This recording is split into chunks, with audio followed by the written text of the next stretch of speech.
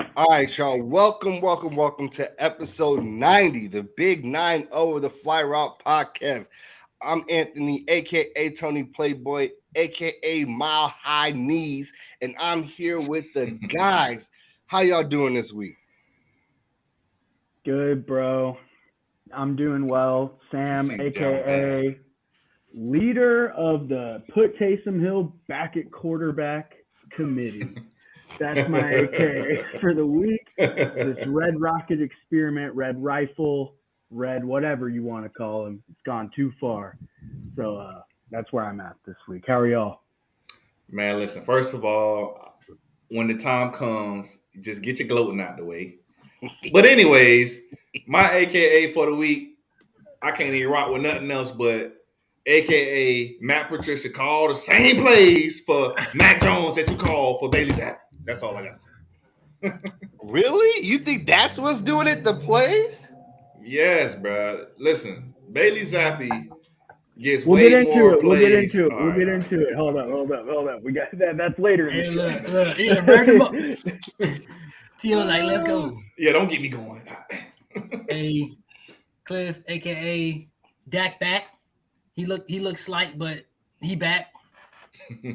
That's all I got. Hey, like, it wasn't nothing spectacular, but it's a dub.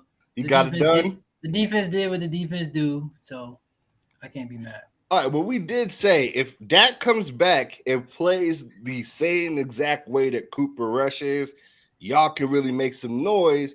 And like in those closer games, he can be the guy you need him to be in those key moments. But you remember, hey, actually, Cliff, you remember when Jerry said this team has to still run through Zeke and you called him crazy? I think it needs to run through the run game. All right. Tony Pollard. I think that's 100% a fact. Zeke's been looking better. I mean, he has to. I mean, you're in a position where you're guaranteed money done after this season, so they can keep it moving it with no penalty. So Hello. we gonna see and Tony Pollard on his last year of his contract. So if they don't bring him back, I'm gonna be livid. You got it. But that's another story. That's that man. He said, I'm telling you. Hey, yeah, you got to bring him back, bro. Been nice. All right, y'all. Fact. We got a lot going on this week, but we are going to break down week 8 of the NFL season and give our recap of what we saw in week 7 and all the other things that we found interesting. We're also going to give a big ballers bouquet to Paul George from the LA Clippers.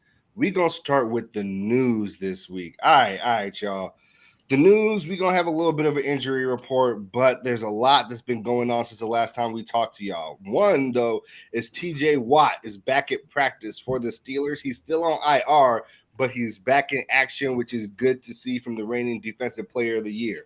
Matt Jones, after being benched because my Bears slaughtered that man, is primed to start again this week and took 90% of the first team reps in practice. So no quarterback controversy, no matter how much the Patriots fans were chanting for Zappy Hour again, which they did your man's wrong, T.O. In I other don't think Bears, Matt was ready. They should have just let this game be his last game out. Honestly, I think personally. okay, that's fair. In other Bears news, the Bears have traded Eagles Robert Quinn for a fourth round. Have traded Robert Quinn to the Eagles for a fourth round pick. I'm a little disappointed. I thought we should be able to get more for that. We will pay his whole salary for the remainder of this year only. Brees Hall injured, out for the season with the torn ACL, which prompted the trade of James Robinson from the Jaguars to the Jets for a 6th-round pick that can conditionally become a 5th if he gets, I think it's like 200 yards on the rest of the season. Everybody been getting fleeced on these trades. I don't know Hey, what's been going on. James Robinson was an undrafted free agent. So Yeah, but that I is mean, like, his productivity in the league though is different than that coming is in true. undrafted. So That is true. But I think he's a restricted free agent after this year. So there's no more years on his contract, which I think is probably a big part of why the compensation wasn't very high. So like I also that's think different than Robert Quinn, who has 2 years left on his deal. Yeah, that running back position's not as like those guys ain't getting paid that money. I don't think anymore. I'm just gonna be real. Like those guys are, unless you find an elite young guy or a guy that turns out to be like Brees Hall is gonna be nice. I know he hurt and everything, but ETN got hurt all last year, and now look at him. So those guys gonna be ballers. Like those guys are the ones that if they still at that level by the time they contract over, that's when you pay them. But James Robinson just gonna be one of those guys that serve as a backup and it still be solid though. Okay, actually, let's talk about this. Do y'all like Michael Carter fell out of favoritism very fast? Like by week 3, Brees Hall had usurped him completely. Do y'all still feel like Brees Hall is going to be like the runaway starter? Now that they added Michael Carter. Yeah, just because he was I think when Brees Hall gets back, he'll still have the starting job because of how high he was taken. And I think that's why he got the starting job over Michael Carter so quick. Anyway, Michael Carter's 2nd or 3rd round pick, nice player, but when you take a running back that early, same way with the Etienne situation, he's going to get the ball. But with Carter and Robinson, I think they'll just do a committee type thing. I think Carter will get more carries probably, especially this first week as they rotate Robinson into the system. But I could see it being kind of 50-50 split.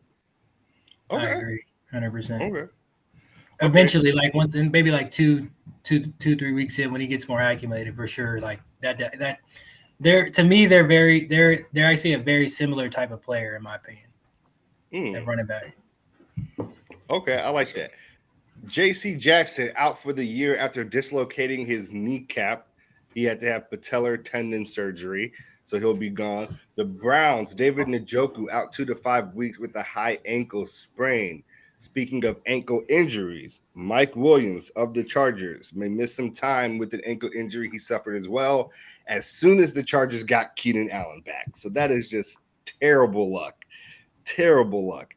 Jaylen Brown and Aaron Donald have left Donda Sports as a part of the mass exodus from Ye.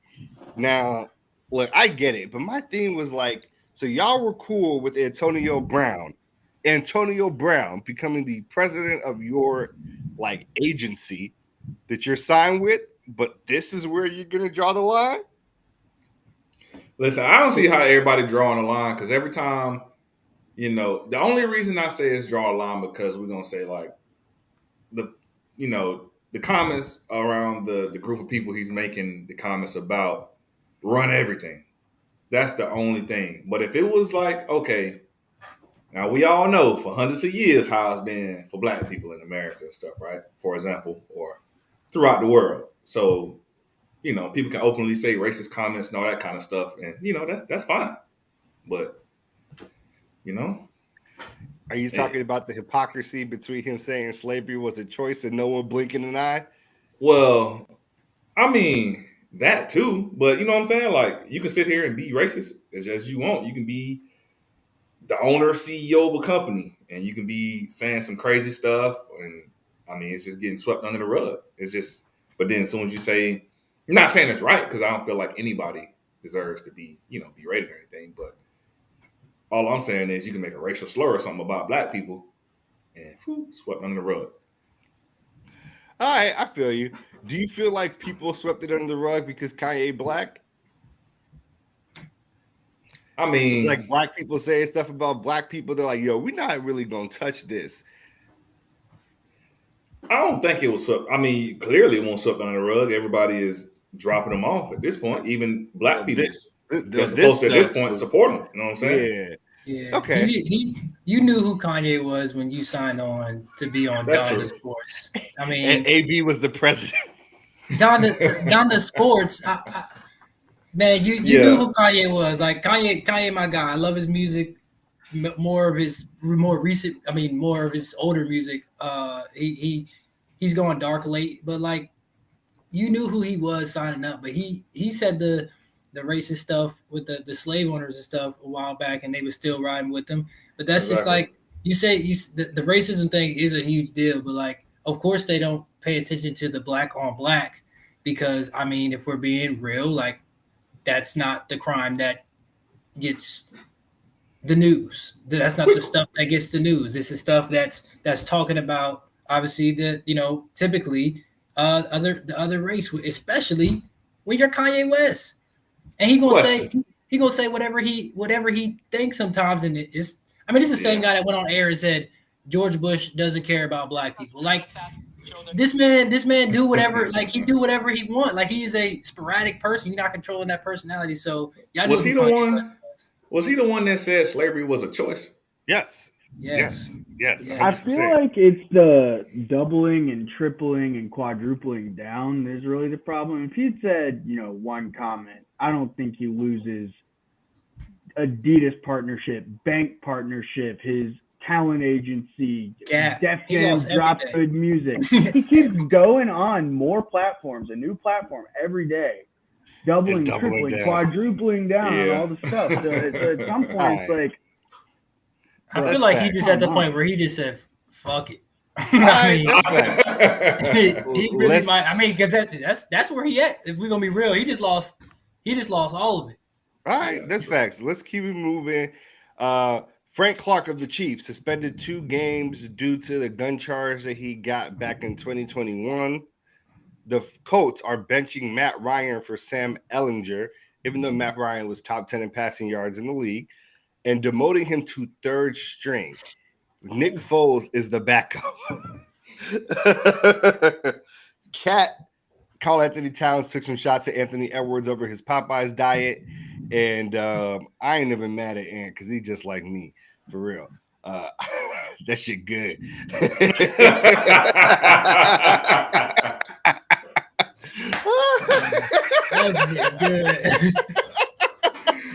Oh my goodness. So let's break it down and get to the tee off here. Here's a list of people in the sports world whose buffoonery I have had enough of this week.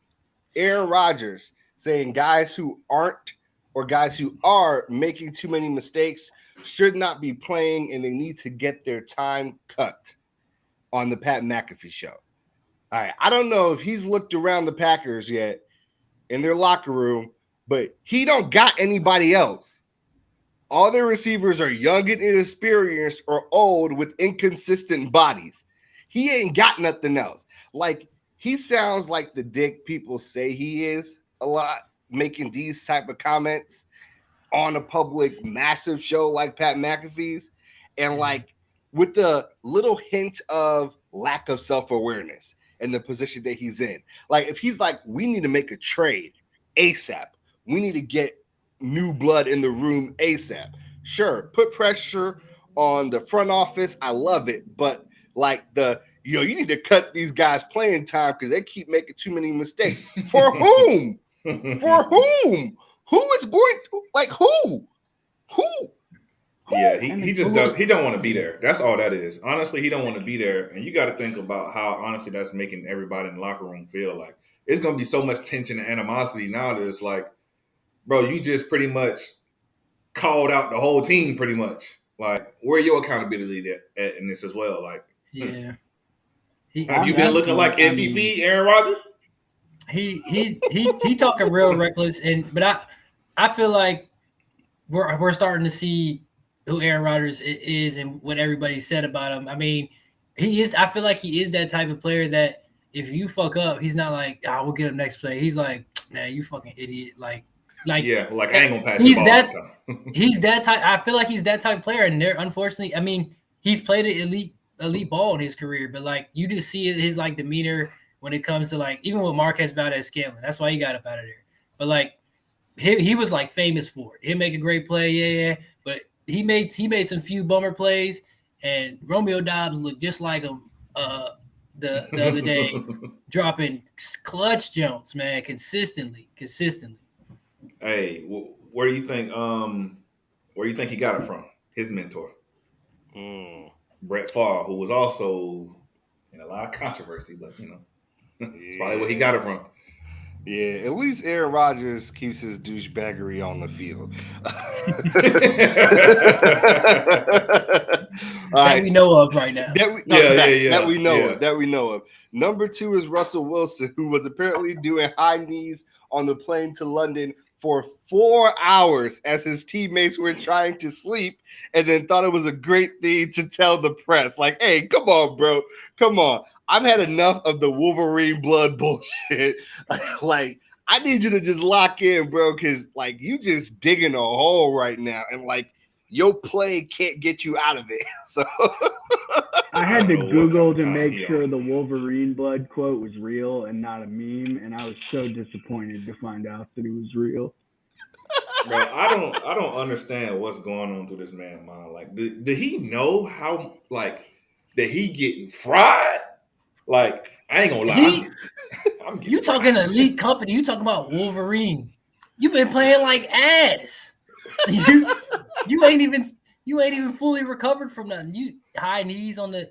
Hey, somebody should have slapped that man in the back of the head. Yo, sit your ass down. Trying to sleep, man. Got a game. Your ass down. Like, he gets so much flack, and some of it is not deserved. Like, they're like, he made some corny posts about Sierra for her birthday. I don't care about none of that stuff, bro. You want to be a family man, man of God, all that other stuff. Yeah, he can be corny about family and his wife. But, like, that's cool. High knees on the plane for 4 hours while your teammates were trying to sleep, and you told the story to make sure that you were doing it while your teammates were trying to sleep. Like, bro, I don't know how you ain't connect the dots. like he told the story as the person that was pissed off at him. All right, third, Antonio Brown, who really should just live on this list, photoshopped himself onto another picture of Tom Brady with Giselle. And, like, yo, I just don't understand what this man's obsession is with Tom Brady right now. Like, Tom may do shit to you, but get you a second and third chance. And you just like, fuck him for not giving me the fourth chance too. Like, you know, he put that on a t-shirt, right? Yeah, bro. Wow. And was like, selling it for $50. So this why him and fucking Kanye best friends, bro. Yeah, they really are both like really weird dudes. Like, were they both great at what they do? 100%. Are they both really fucking different? Is the best way I can put it. Has the shit sale? Has the shit sale? That's so nice. Really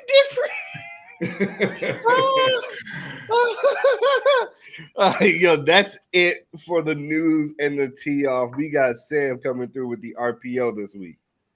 Okay, for the RPO run pass option, I'm going to pose a series of questions to the guys, and they're going to tell me whether they run or pass on it. First one's for Anthony. The Colts' decision to bench Matt Ryan, not only bench but move to the third string, is the correct move, run or pass? So I'll run with this and say it's not the wrong move, but it's not going to solve their problems, right? I think at this point they feel like their team is not good, which would be an accurate description of what we've seen. So what are you really getting out of playing super old Matt Ryan when you can get a look at Sam Ehlinger, see what the young guy looks like, and whether or not you need to make another addition at quarterback for the following season? Like, I think it's the right move through no fault of Matt. Well, it's partial fault of Matt Ryan's to be fair. But yes, yeah. That's where I'm at. Okay, I'm with that. All right, this next one's for Cliff. After a 3-touchdown and 140-yard game against the Texans, Josh Jacobs now has 3 games in a row with 30 or more fantasy points in full PPR leagues. He's now the running back 4 in fantasy and PPR on the year. Can he keep up the production of a top 5 back, run or pass? Man, he's really been their offense, like, for the most part. And I mean, they're not winning a lot of games by any means. But I'm gonna run with it.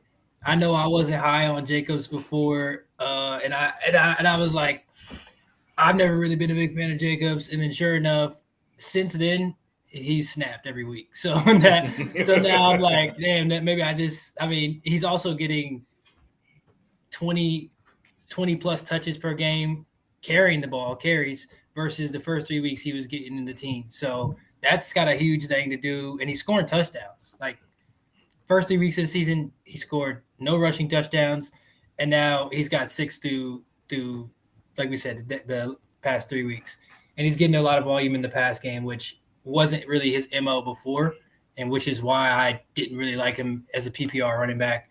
But he's definitely, he's become a focal point of that offense, and I think with having Devontae Adams, I think that does help because you can't just stack the box. And when Waller's playing, you can't just stack the box because they didn't have no receivers besides Waller. You can still stack the box with a tight end. He ain't lining up out wide that often, but that's why they try to do that. But you got another elite player around you, and now I think that's opening things up for him to thrive in that offense. I like that, and I was with you earlier in the season as not the biggest Josh Jacobs believer, so that's why I gave you the question. And I definitely agree that I've just been really impressed by the volume and just the production. So I think he can keep it up too. The next one's for T.O. Smart move. It's about your Patriots. We were getting into this a little bit in the AKAs, but should the Patriots consider permanently benching Mac Jones for Bailey Zappi? Mac Jones is up for his extension coming up, and that is, I guess, something to consider with this as well. Run or pass? I'm going to pass on it. Bailey Zappi came in, and I feel like he did a really good job of keeping us afloat while Mac was out. I think Belichick has hit like he has in the past as well with Garoppolo, Brissett, a couple of other guys that came in and, they had to step in at times and look really good. But I do think Mac is the guy. I think Bailey Zappi definitely is a gunslinger. And I do like the opportunities that he does give the wide receivers at times, like a Devontae Parker, who doesn't look the same when Mac is in there.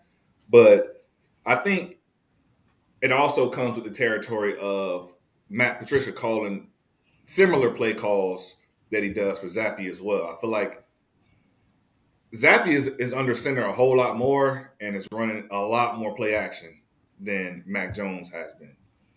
Mac Jones, who I think he's like 10th in the league, if I'm not mistaken, at taking shots, taking his snaps out of the shotgun. So he's taking pretty much all of his snaps out of the shotgun, which is way too much.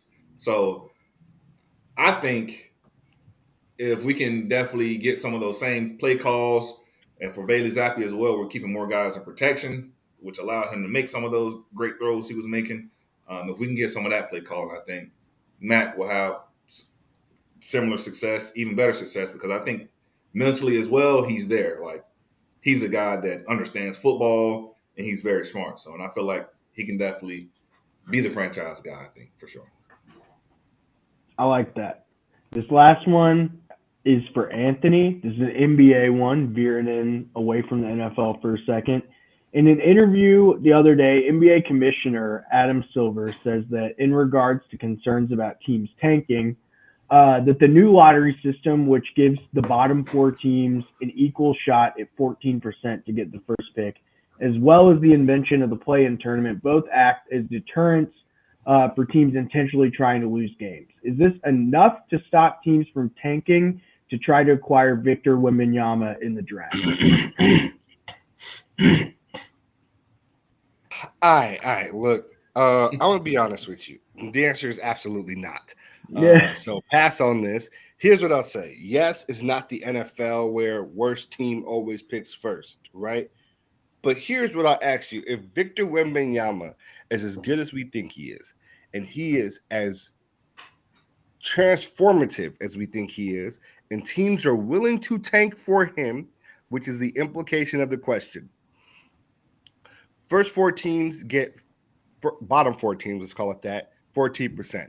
The 5th team, 12.5%. The 6th worst team, 10 point something percent. Everybody else after that is in single digits.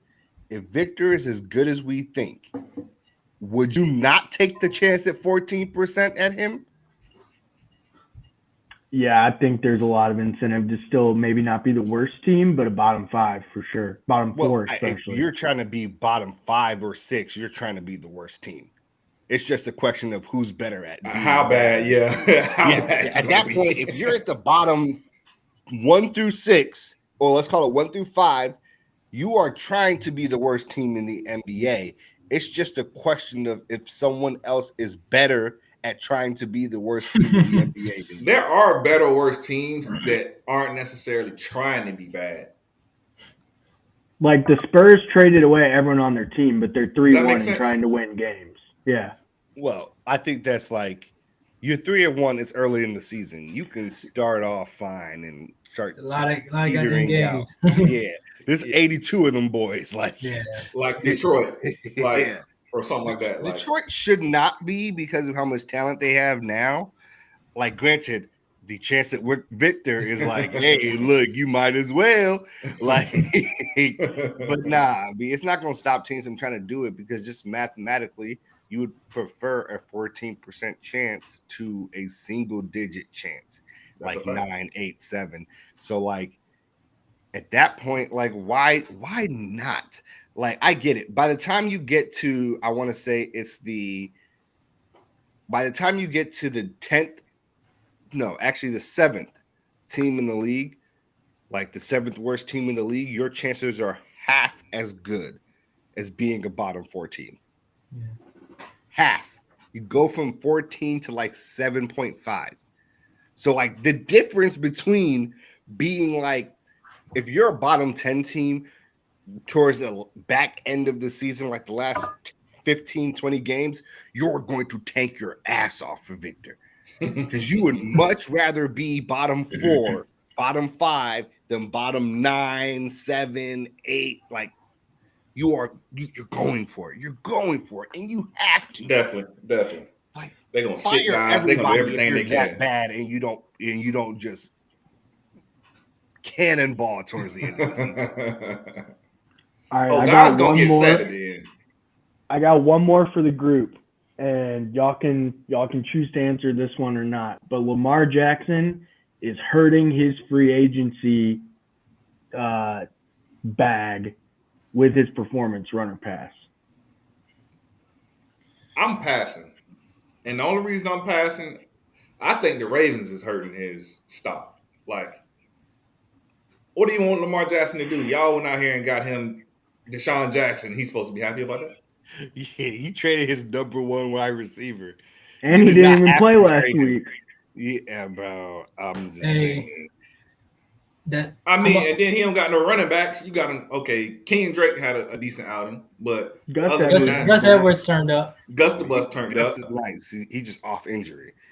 And then JK also nice, but then he got injured again. Like they had running backs. They needed receivers. They needed people to go catch the ball. I'll say I'll pass on it because I low-key think this South. They're doing it on purpose.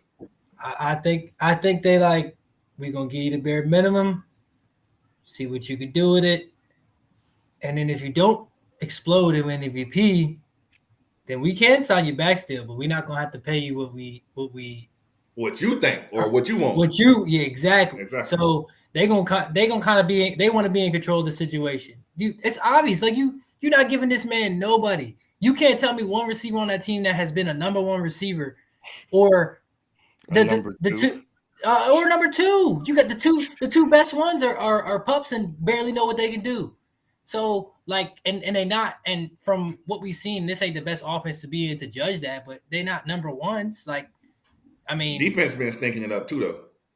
And not helping. You a run team, and if you losing your backs and you got no threat besides Mark Andrews and a few deep shots, they won't even get him the ball. It's gonna be interesting to see. It's still early in the season. We'll be week 8 coming up, so it's still really early in the season. I think they're still going to be. I don't see the Steelers unless TJ Watt comes back and just goes crazy. First of all, you know it's bad. The Bengals turned up, yeah. Like, and you know it's bad.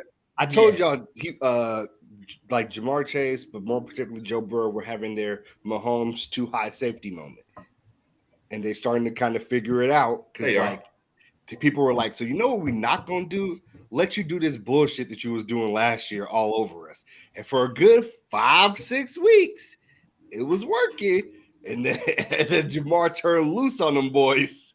Hey, listen, you know it's ugly when you got Mark Andrews tossing the ball to Lamar Jackson. Like, what? Who in their right mind running that play? So that was actually a creative ass play. I won't even sleep on that. It's creative, but it's a situation where you think they're gonna run a QB sneak with a big ass tight end. That makes sense. And then you got two athletes in the backfield. It was actually a creative play call, but you do seem a little, desperate on because you don't got enough fucking guys to spread the ball around that you run shit like that. So it's crazy. Yeah, you don't got the receivers downfield for Mark Andrews to be back there throwing flea flickers. You don't have that because he needs to be the motherfucker down the field.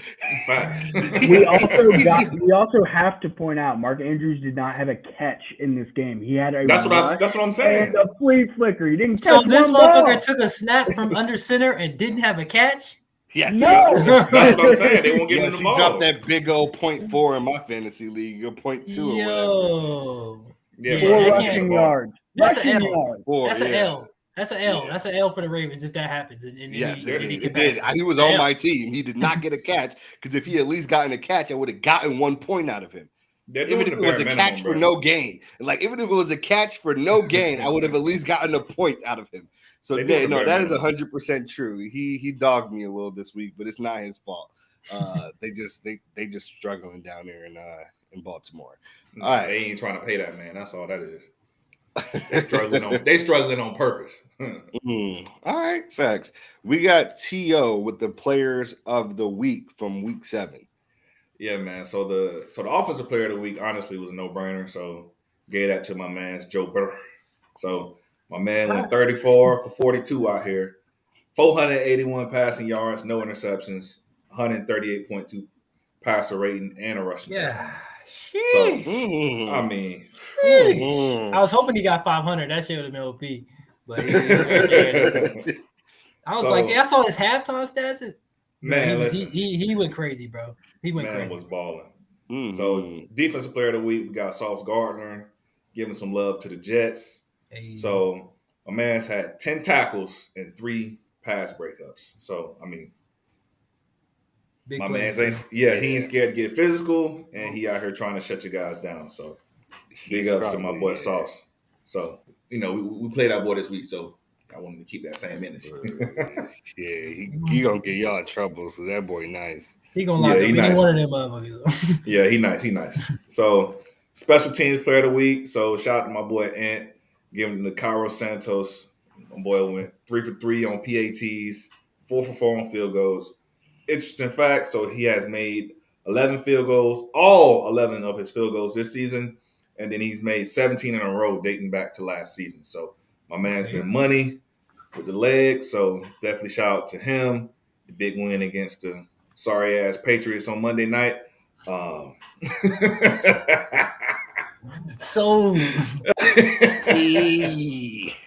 Hey, but moving past that, you got your little moment. Look, he got the cap on that moment. The whole cap. Hey, boy. I wish I knew you when we played y'all last when we went to Chicago. I ain't worried about that. That's you don't want to talk about that. Look. I don't want to talk about that, bro. We had to fire everybody because of that. My boy Cordero Patterson was running back, kicks, everything. Bro, I'm just so mad that whatever, bro. I'm don't even talk. So Cordero Patterson would be wide receiver 2 on our team right now.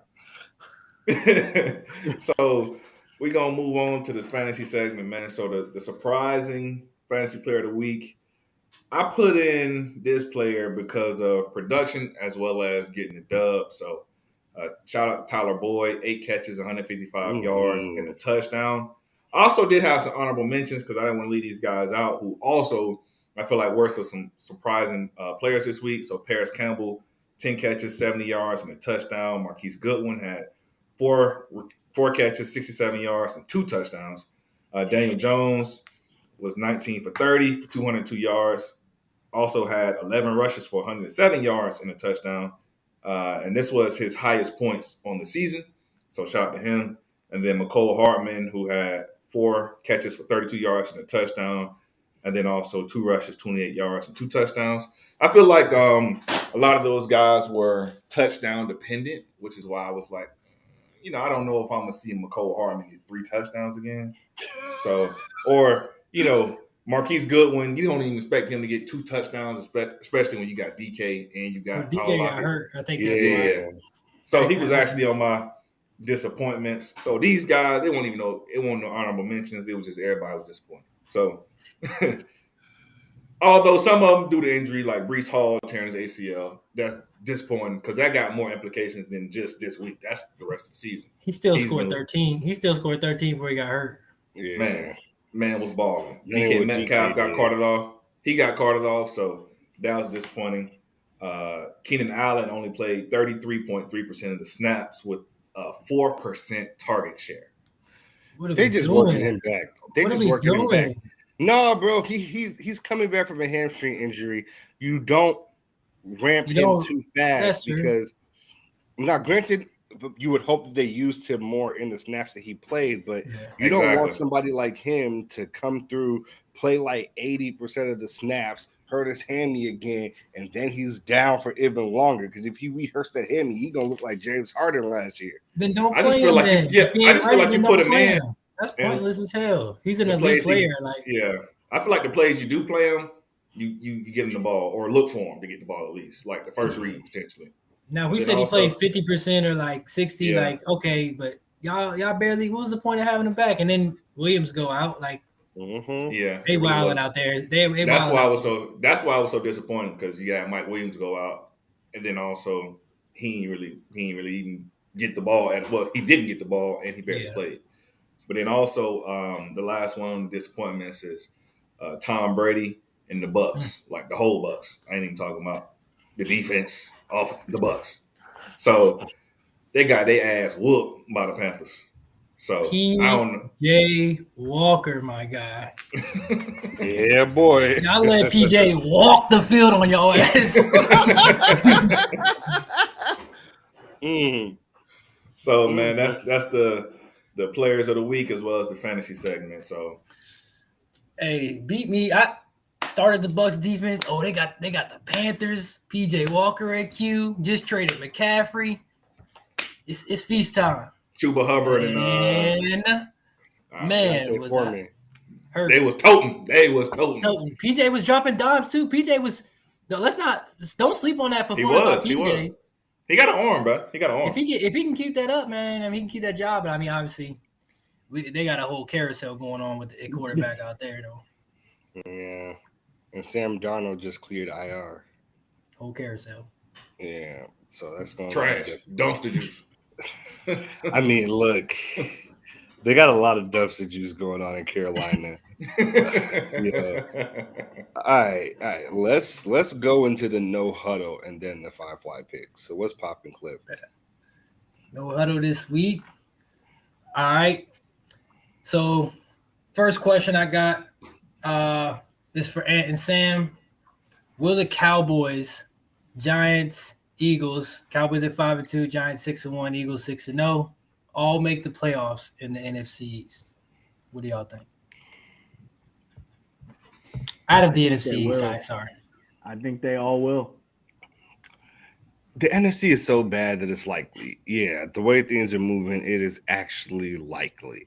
The way that we were talking about the AFC West this year actually ended up being the NFC East. Flip like hell.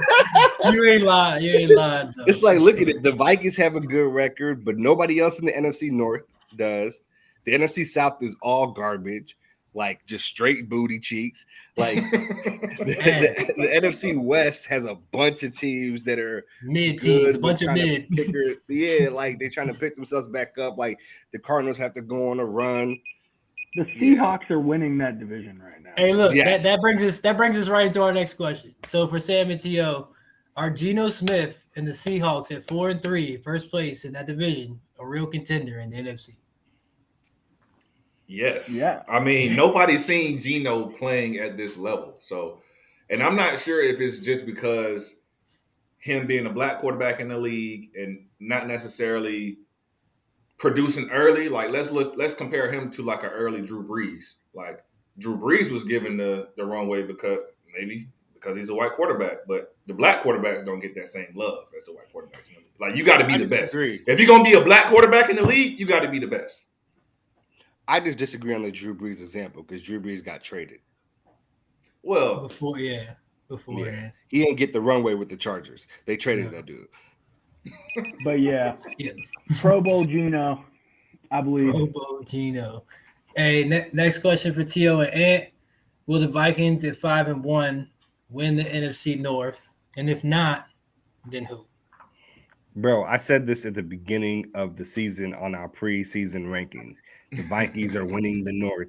The Packers are dumpster juice, and everybody should have seen it. But y'all were like, "Oh, but Aaron Rodgers, he elevates people." Bro, don't elevate somebody like that unless it's been years and years and years, and that person has learned his intricacies, not the other way around.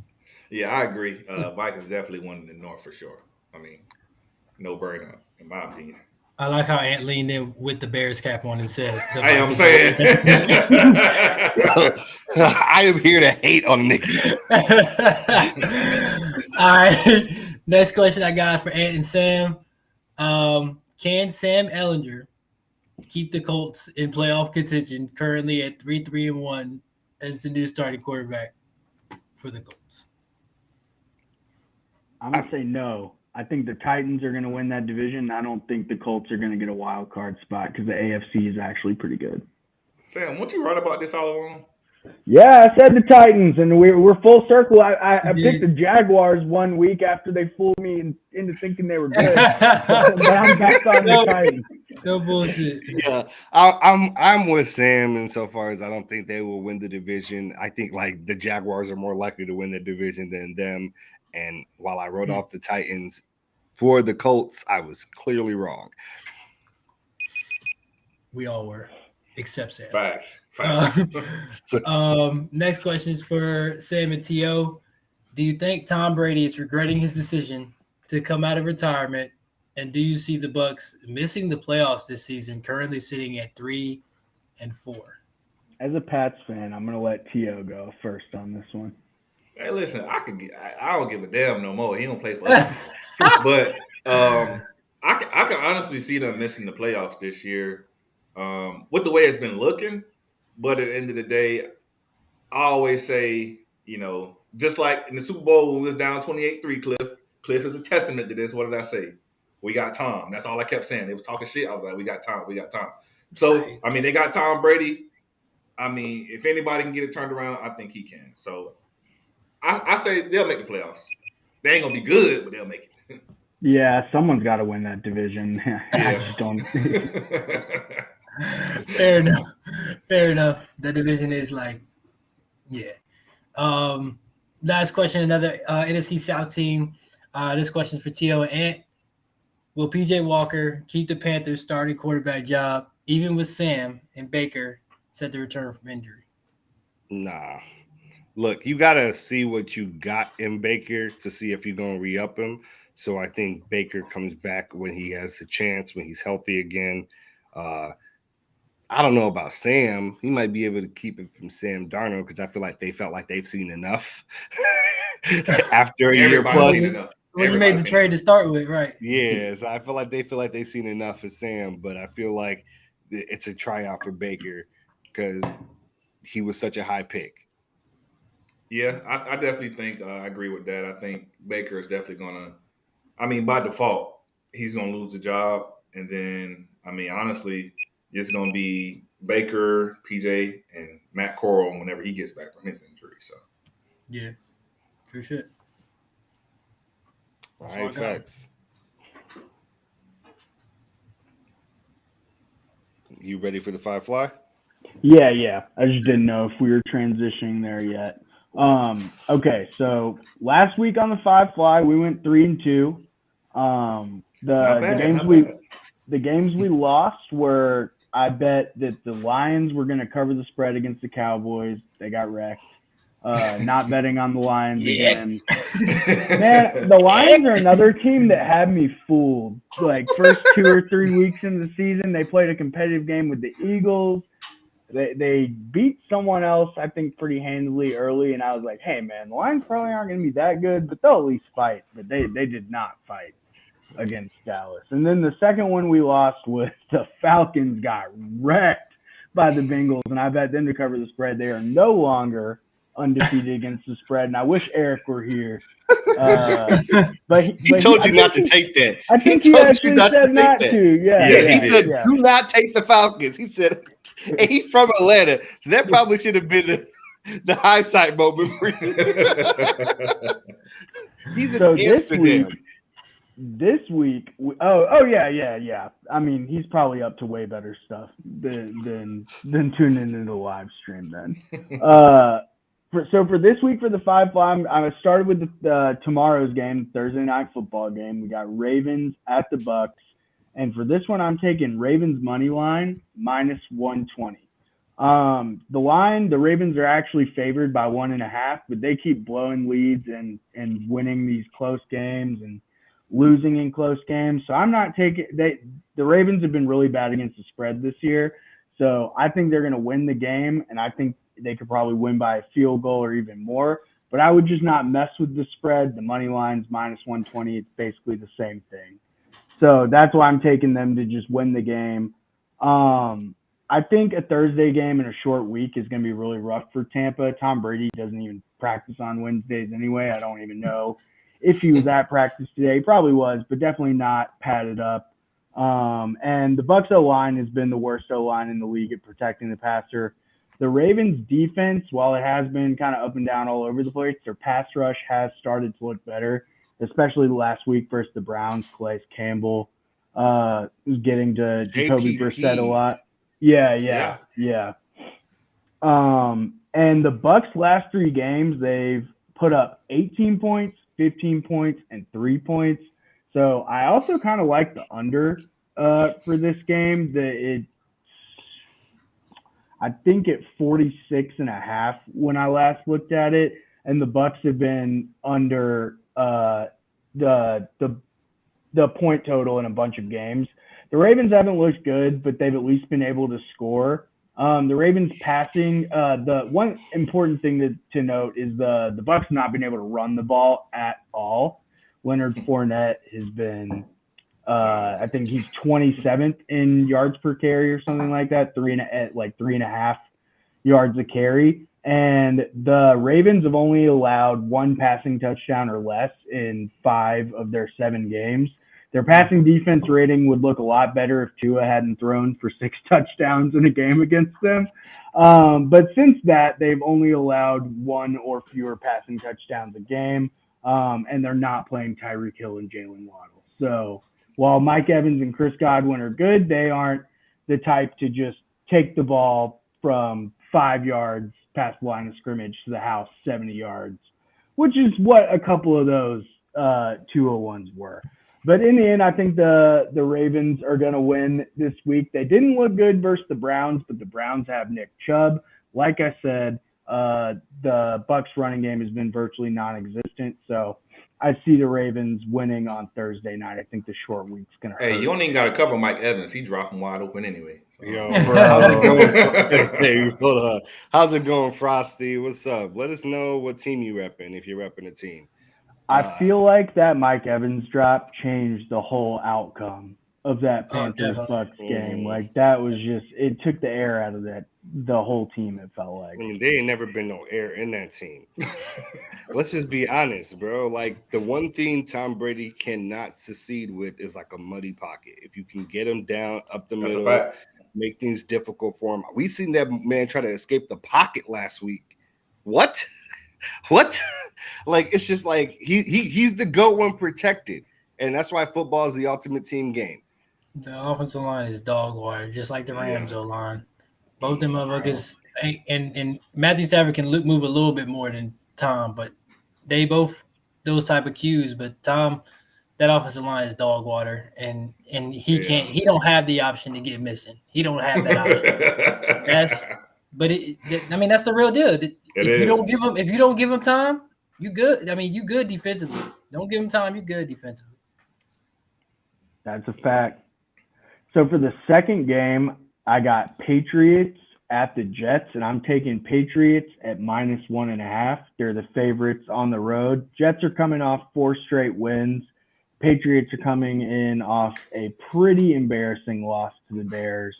But for the the Pats are 10-0 against the Jets in their last 10 games. The Pats have absolutely owned the Jets over the last few years, and the Patriots have Bill Belichick, who I'm sure is more annoyed than anyone from their loss this past week, and will be coming in with a good game plan versus the Jets. There are a couple of important notes for this game. Like we mentioned earlier, the Jets are without rookie running back Breece Hall. He's out for the season. They traded for James Robinson. So he'll be getting integrated into the system. Him and Michael Carter should both be getting a pretty good share. So if you had Breece Hall and are looking for a fill-in on fantasy or whatever, two of those guys I think will both be getting a lot of play, especially Michael Carter. But I looked, and 64% of the spread bets that have been placed on FanDuel for this game are on the Jets, and I think it's a trap. I think Vegas is out to get people on this game, and I think the Patriots are going to cover the spread. What do you think, Tio? You think that's a smart bet? Listen, honestly, I think I think so. I think we'll win based off of the fact that, I mean, Belichick's game plan defensively, and honestly, I really don't think Zach Wilson is that good. And we can get him to turn the ball over, and then honestly just run the ball. Honestly, if we can get some better play calling on offense, consistency, and I like us because we're able to move the ball and put up points. So yeah, I like us to win. I think so.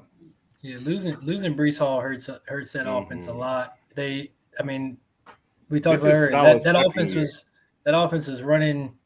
Yeah, that offense was running through him, and Carter and Robinson aren't that guy. Like, let's just be honest. And Zach Robinson might be that guy. Hold on. Bro came in as a rookie and put up 1K, 1,400 scrimmage. What I'm saying is that Michael Carter is not Breece Hall. I mean, Michael Carter or James Robinson are not Breece Hall, and Vera Tucker just went on IR as well. That's fair. So and Zach Wilson ain't proved nothing. Elijah Moore wants out, so I don't even know if he's playing. You know what I'm saying? So it don't matter because he ain't getting the ball. Right. That boy was out here just running laps. That's why he wanted to leave. Look, which I don't understand either, because I think he's one of the better receivers on that team. Like, obviously Garrett Wilson. The ball's being thrown around. Robert Saleh. That's what I was talking about. It's his second year, right?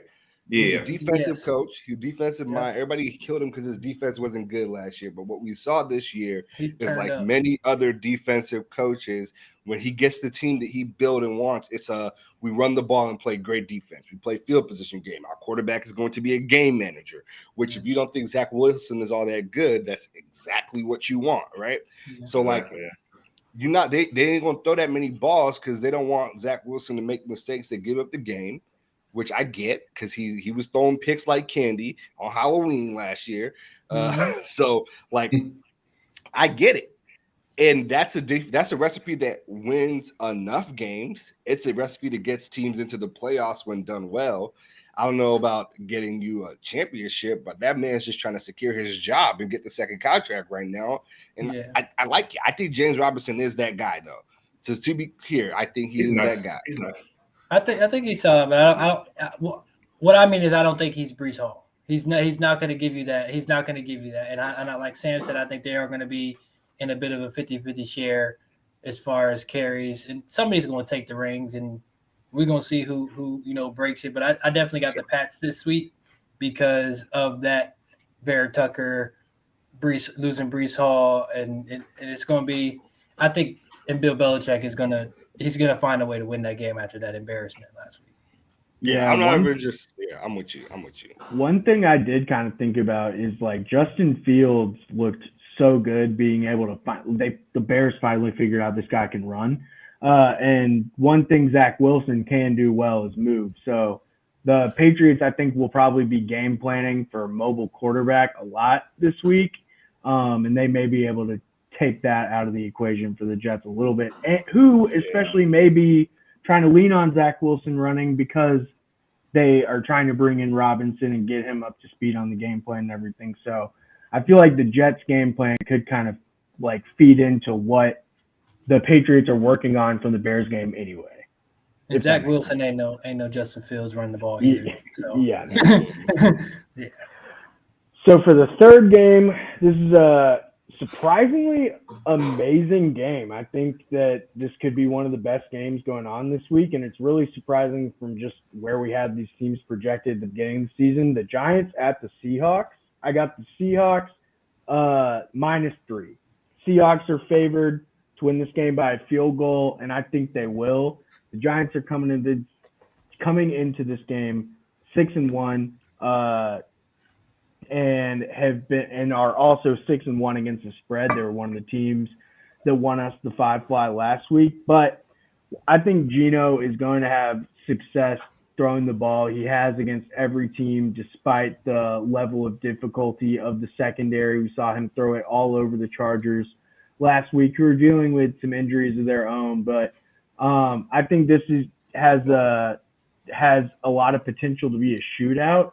And another thing that we've really seen is the emergence of Kenneth Walker after the injury to Rashad Penny. I think that both running backs, Kenneth Walker and Saquon, are both going to have big days, and I think that both of the quarterbacks could as well. These are two teams that are both coming in playing really well. I just give a little bit of the edge to the Seahawks at home, and I think that the Giants are kind of playing with a little bit of house money at this point with a 6-1 record.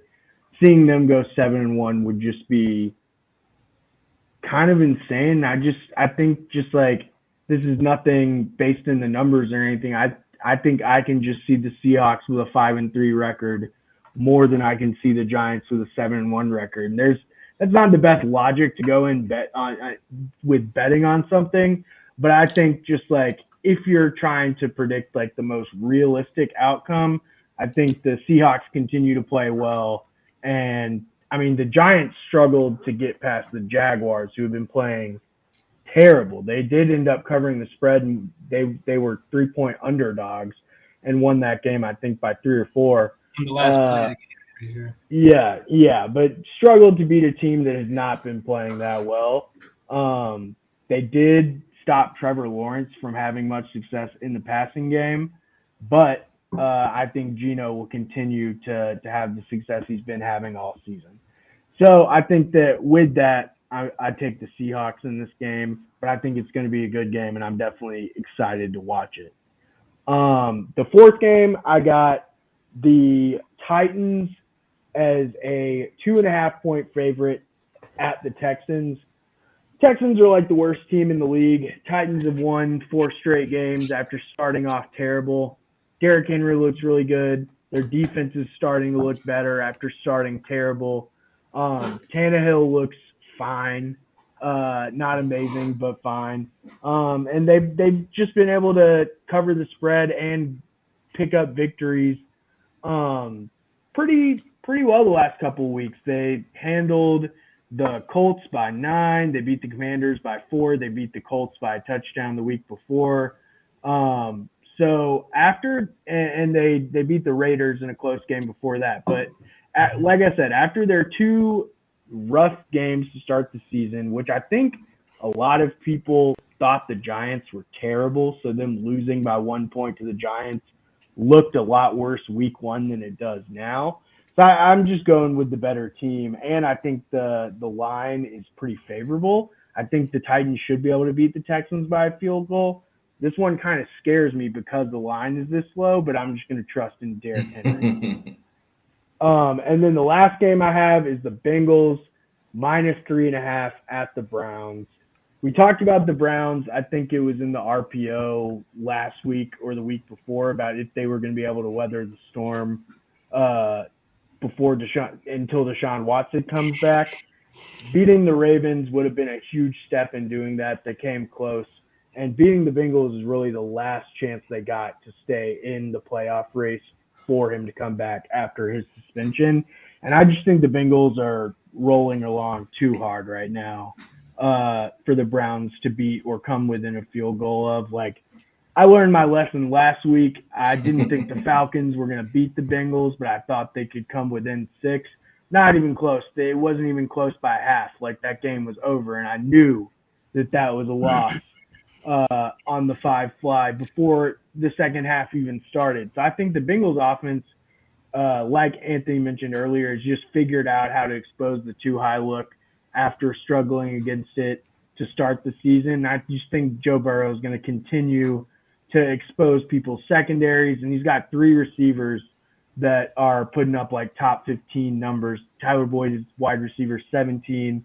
I think Jamar is 5 now. And Higgins is, I think, outside, but only because he's been injured. He's still averaging like 15 points a game in fantasy. So they just have so much firepower on offense. And while I do think Nick Chubb will give the Bengals defense some problems, they're also talking about trading Kareem Hunt. So I don't even know if he'll be suiting up for Sunday. They haven't said that he's not going to play, but they're at least shopping him around.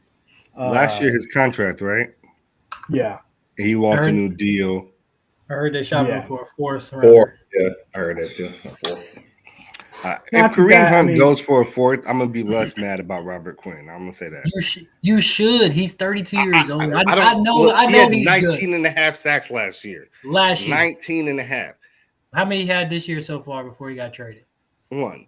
But he also like, look, he's older. He's older. Honestly, you're mad, but I think a 4 is a steal for Robert Quinn right now, in my personal opinion.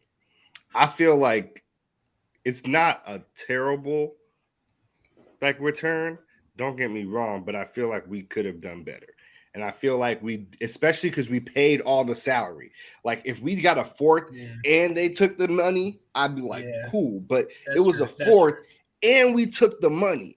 Like if we gonna take the money, at least give me a 6 that can be a conditional, or a 6 or a 7 that can be conditional upon play to move up. So like it's a 7 conditional to a 6 if he does whatever, like plays X number of snaps or gets X number of sacks, something like that, or like a 6 that becomes a 5th, something like that, because we took the remaining of his like salary. That was my thing. I feel that because of the money thing. Yeah, it was like a 4th and we took the money. I'm like, come on. Yeah. That's it. And that is it for the 5 fly. Hopefully we can go positive again this week, but like I said last week, I'm not liable for any success or failures you have betting. Look, Sam said I wouldn't. Look, I didn't say it was a guarantee. No guarantees here. He said, "Don't blame me."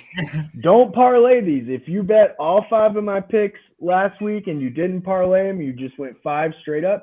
You probably made like $5 after the losses of the 2, and you probably made it. You made up your losses and probably made like $5. Okay, facts. I like this. Let's get into the final segment of the show, the heart of the show, Ballers Bouquet. Too often in the media, people only focus on the negative and salacious things athletes do and never give them their credit where credit is due. Here we like to make a change. And this week's Ballers Bouquet goes to Paul George for his partnership with Better Health, offering $3 million in free therapy. Now, y'all probably remember in the bubble when Paul George opened up about his mental health issues, things such as being unable to sleep due to his anxiety, and people kind of clowned him when this happened, calling it an excuse for his bad play in the bubble, like way off P, all that other stuff. Well, even though that happened, right, Paul George is sticking to his guns and continues to open up about his mental health to encourage others to take the issue seriously and get help when they need it. He is embodying that motto by making it easier for people with needs or in need to access therapy. Paul George talked about his motivation for joining this initiative and putting up $3 million because he says mental health is just as important as physical health. To me, I can be in the best physical shape of my life, but if my mental health is lacking, it won't make a difference. Getting help to better yourself mentally has been extremely important in my life and has allowed me to be the player, father, husband, and person that I am today. Better Health is the world's largest online therapy platform, and this is one in many partnerships that they're doing with athletes such as Venus Williams and Taylor Fritz to try to destigmatize mental health. So if you are listening and you would like 1 free month of therapy through Better Health on Paul George's dime, you can go to www.betterhelp.com/Paul George. And that was this week's Ballers Bouquet.